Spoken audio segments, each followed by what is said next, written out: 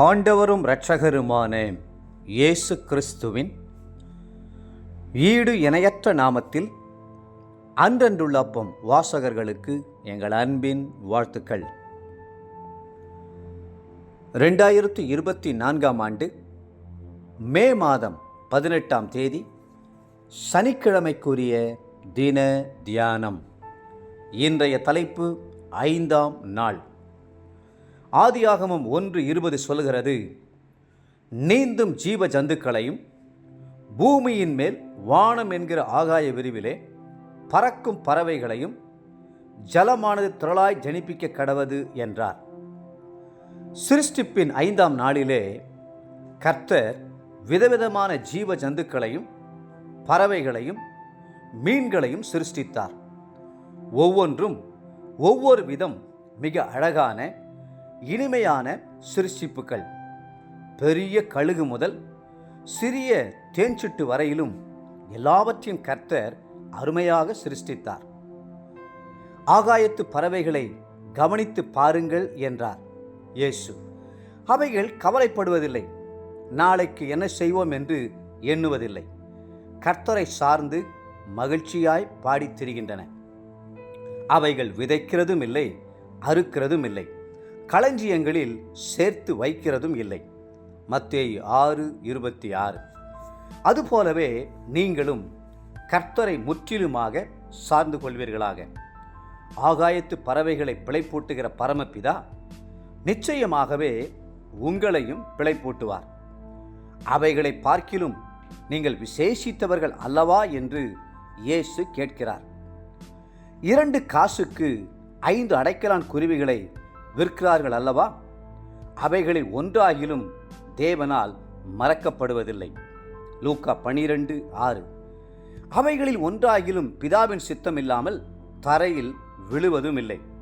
மத்தேயு 10:29. சிறிய அடைக்கலான் குருவிகளின் மேல் கர்த்தருக்கு அவ்வளவு அன்பும் கரிசனையும் இருக்குமானால், தேவ சாயலின்படியும் தேவ ரூபத்தின்படியும் சிருஷ்டிக்கப்பட்ட உங்கள் மேல் கர்த்தர் எவ்வளவு அதிக அக்கறை உள்ளவராயிருப்பார். ஆம், நீங்கள் கர்த்தரால் மறக்கப்படுவதில்லை.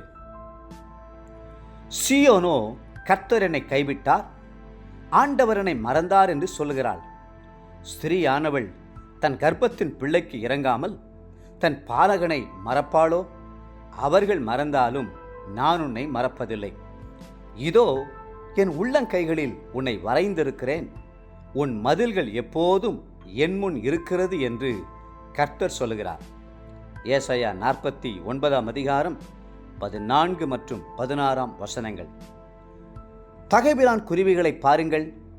தாவீது சொல்லுகிறார், என் ராஜாவும் என் தேவனுமாகிய சேனைகளின் கர்த்தாவே, உம்முடைய பீடங்கள் அண்டையில் அடைக்கலான் குருவிக்கு வீடும் தகபிலான் குருவிக்கு தன் குஞ்சுகளை வைக்கும் கூடும் கிடைத்ததே. 84ஆம் சங்கீதம் 3ஆம் வசனம். குருவிகளும் ஆலயத்திலே கர்த்தரை பாடி துதிக்கிறதை தாவீது கண்டபோது, ஆ, இந்த குருவிகள் கர்த்தருடைய ஆலயத்தை இவ்வளவாய் நேசித்தால் நான் அவருடைய ஆலய பிரகாரங்களை எவ்வளவு நேசிக்க வேண்டும் என்று எண்ணினார். கர்த்தருடைய ஆலயத்திற்கு போவோம் வாருங்கள் என்று எனக்கு அவர்கள் சொன்னபோது மகிழ்ச்சியாயிருந்தேன். 122ஆம் சங்கீதம் 1ஆம் வசனம். தேவ பிள்ளைகளே, ஆகாமிய கூடாரங்களில் வாசமாயிருப்பதை பார்க்கிலும் என் தேவனுடைய ஆலயத்தின் வாசற்படியில் காத்திருப்பதையே தெரிந்து கொள்வேன். 84ஆம் சங்கீதம் 10ஆம் வசனம் என்று நீங்களும் தீர்மானிப்பீர்களா? இன்றைய நினைவிற்கு ஏசாயா 31:5. பறந்து காக்கிற பட்சிகளைப் போல சேனைகளின் கர்த்தர் எருசலேமின் மேல் ஆதரவாக இருப்பார். அவர் அதை காத்து தப்ப பண்ணுவார். அவர் கடந்து வந்து அதை விடுவிப்பார். இன்றைய வேத வாசிப்பு காலை 1 நாளாகமம் 4, 5 மற்றும் 6ஆம் அதிகாரங்கள். மாலை யோவான் 6ஆம் அதிகாரம் 1 - 21ஆம் வசனம் முடிய. அன்புக்குரிய அன்றன்றுள்ளப்பம் வாசகர்களே, மீண்டும் உங்களை வாழ்த்துகிறோம். எதை குறித்தும் கவலைப்படாதிருங்கள். கர்த்தர் உங்கள் தேவைகளை சந்திப்பார். கர்த்தருடைய ஆலயத்தின் பிரகாரங்களிலே காத்திருங்கள். கர்த்ததாமே உங்களை ஆசீர்வதித்து மென்மேலும் உயர்த்துவாராக. ஆமேன்.